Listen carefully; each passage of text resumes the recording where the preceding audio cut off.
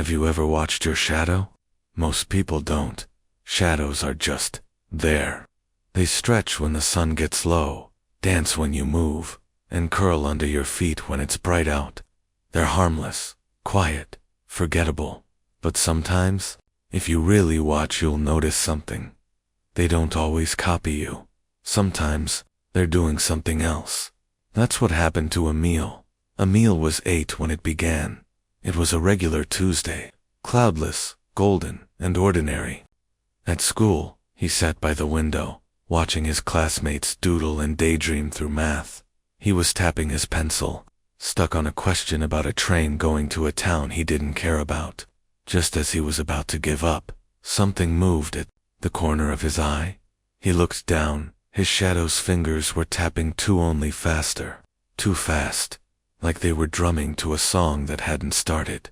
Emil stopped, his hand stilled. The pencil dropped, but the shadow kept tapping. For a moment, he just stared. Then it froze, like it knew it had been caught. That night, Emil tried something. He stood under the hallway light and raised his right hand. The shadow followed, but a beat late. He jumped. The shadow lagged. He spun. It spun a second later. He waved. It waved back, then kept waving even after he stopped. It didn't feel like a trick of light anymore. Something was off. At bedtime, he said, "Mom, my shadow is weird." She laughed from the doorway, brushing crumbs from her apron. "Shadows can't be weird, honey. They're just you, without the lights on. But mine, it's not listening." She bent to kiss his forehead. "Then tell it to go to sleep, like you should." He didn't sleep. At 2:07 a.m., Emil's eyes opened. His room was dark, but moonlight spilled in through the blinds. His shadow sat at the end of the bed, not stretched across the floor, not on the wall. Sitting like a person, it turned. Emil's heart raced. "What are you doing?" The shadow raised one finger to where its lips would be. Then it pointed at the mirror on his closet door. The surface shimmered like water.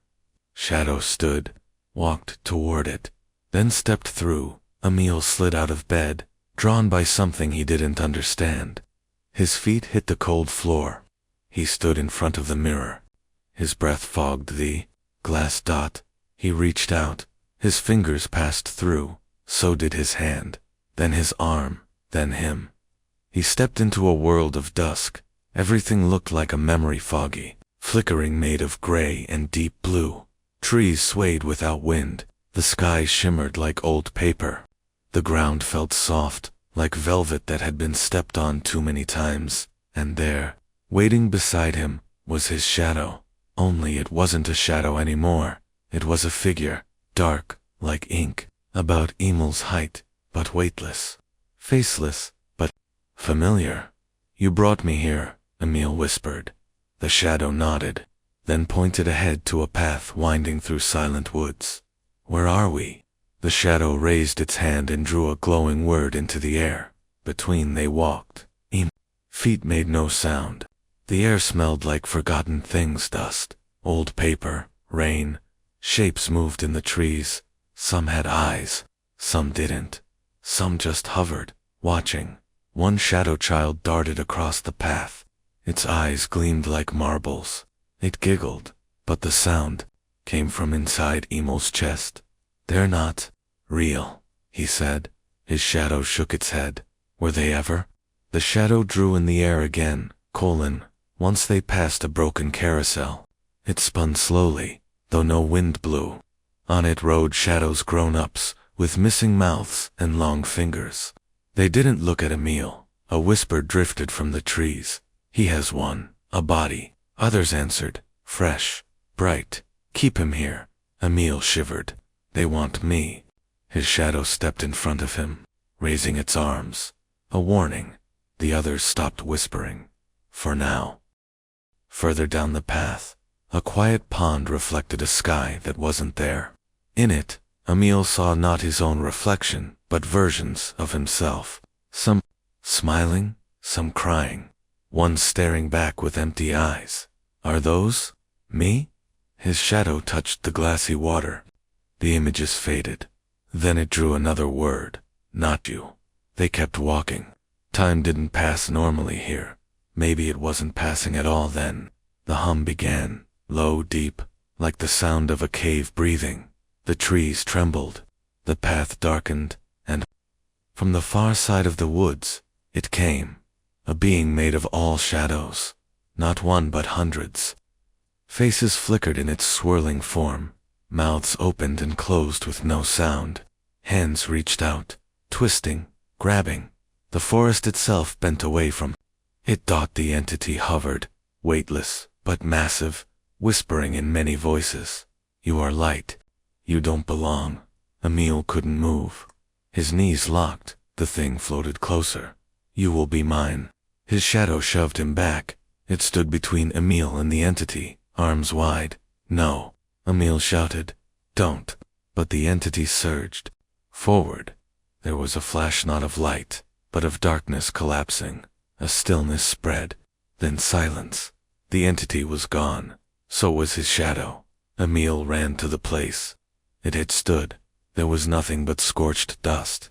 He fell to his knees. Please, come back. Something brushed his cheek. A whisper. You're safe now. Then silence again. Emil woke in his bed, the morning sun streaming in. His blanket was warm. His desk was cluttered. The real world felt too loud, but something was missing. He sat up slowly. No shadow. He blinked and stood. Still no shadow. His chest ached. A quiet kind of sadness. Then he saw it. Not a shadow, but a shimmer. A faint glow that followed him, not below him, not behind, but beside. It flickered, gently, like a memory that wanted to stay.